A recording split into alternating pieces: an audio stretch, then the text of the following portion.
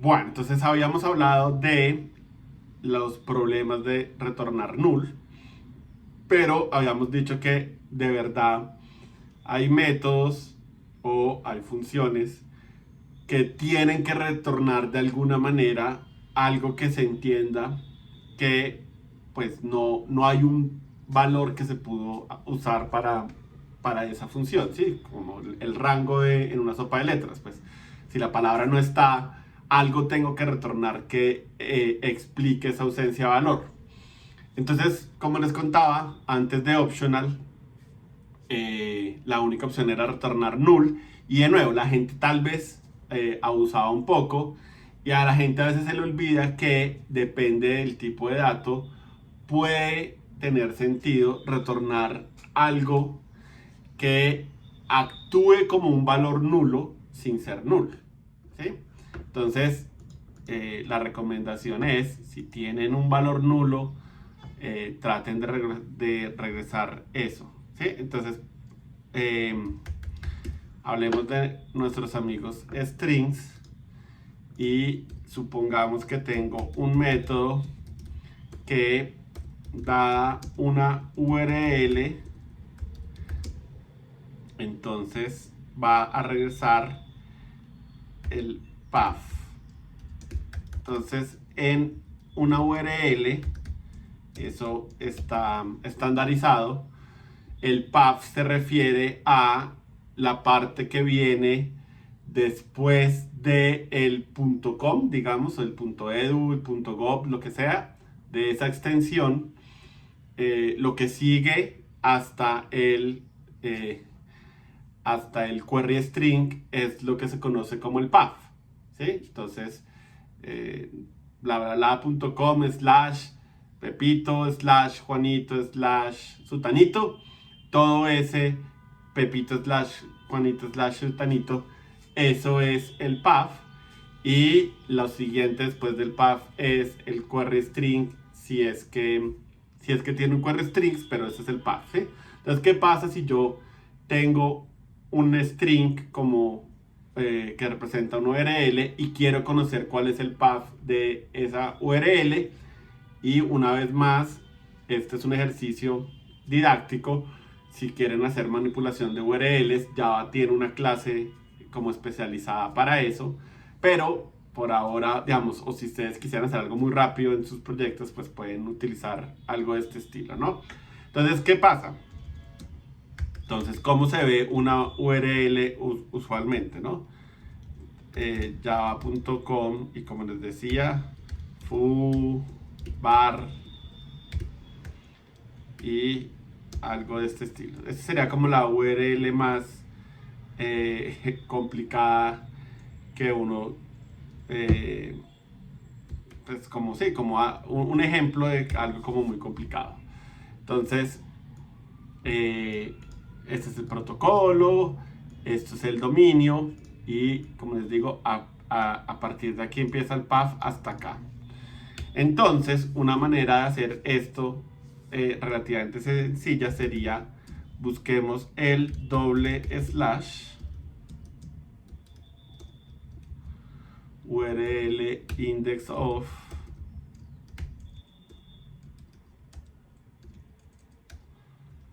¿sí?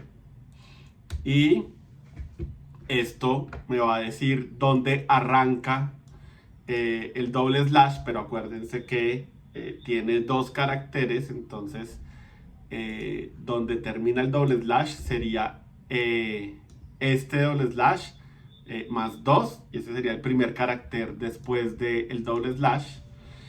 Y voy a buscar el siguiente slash que estoy tratando de buscar este slash que puede no existir, ¿no? Podría perfectamente ser una URL que solo tenga esto, en cuyo caso pues es una URL que no tiene path.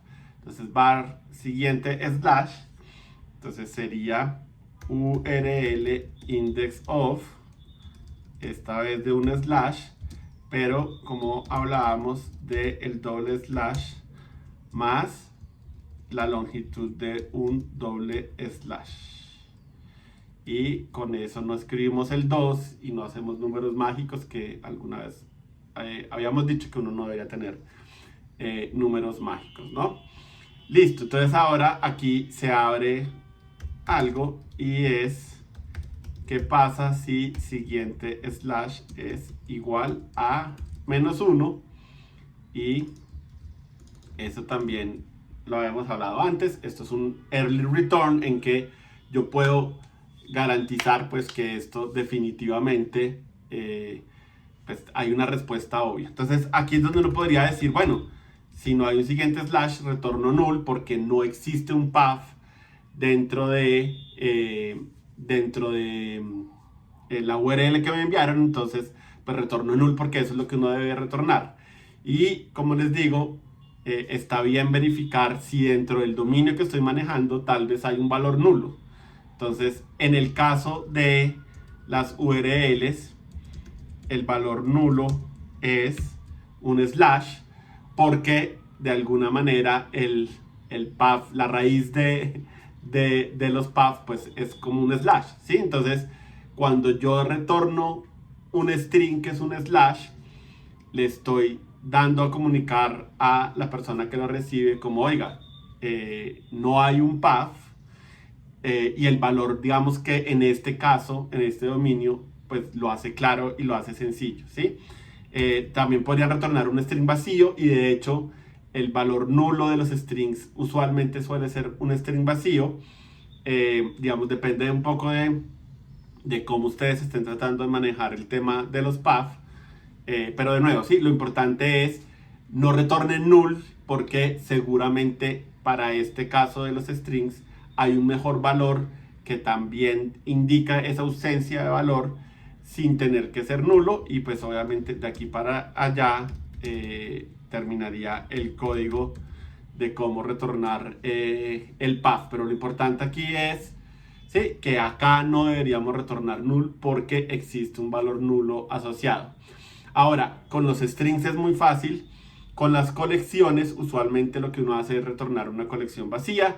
Nosotros solo hemos visto arreglos. Entonces, por ejemplo, si tienen un método que tiene que tendría una ausencia de valor, podría tener sentido tener una ausencia de valor. No retornen null, retornen un string de tamaño 0. Para otras colecciones, lo mismo, inclusive Java ofrece una manera de retornar una colección vacía realmente. Entonces, colecciones es un tema que se sale del alcance de esta serie, pero como les digo, si en algún momento lo aprenden, sepan que existe una manera de retornar colecciones vacías propias de Java.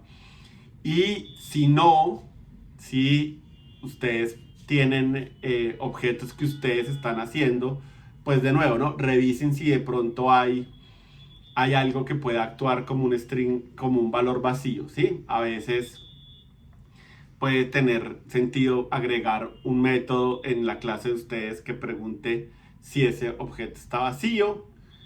Eso puede tener sentido, o a veces de verdad hay una manera, de nuevo, ¿no? Como natural de indicar que esté vacío sin tener que retornar nulo.